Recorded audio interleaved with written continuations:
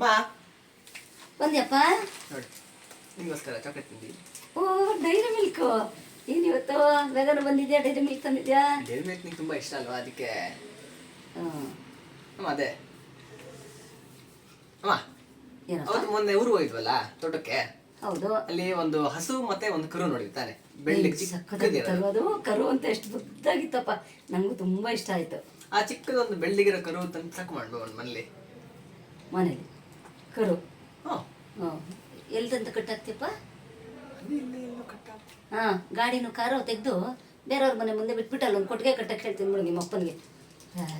ಸರಿ. ಊರಿಗೆ ಹೋಗ್ತಿಯಲ್ಲ ಆವಾಗಲೇ ಆಟ ಆಡು. ಸರಿ, ಒಂದು ಮೊಲ ಸಾಕು ಮಾಡ್ಬಾ. ಮೊಲನಾ?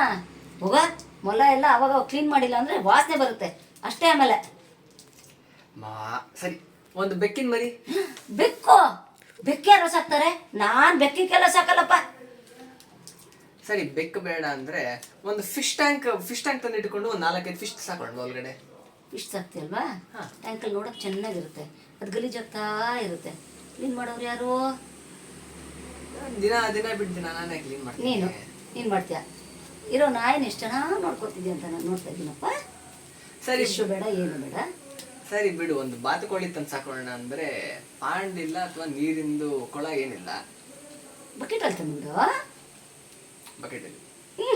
ನಿಂಗೆ ಇಷ್ಟ ಅಲ್ವಾ? ಸರಿ, ಒಂದು ಹಾ? ಎಲ್ಲ ಬಿಡು.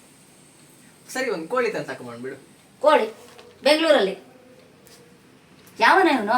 ಒಂದು ಕೋಳಿ ತಂದು ಇಷ್ಟೇ ಇರುತ್ತಲ್ಲ, ಇಲ್ಲಿ ಒಂದು ಪಟಪಟ ಅಂತ ವಾಡ್ಕೊಂಡಿರುತ್ತೆ ಬಿಡು. ಒಂದು ಕೋಳಿ ತಂದು ಇಟ್ಬಿಡ್ತೀನಿ. ಏಯ್, ಯಾವ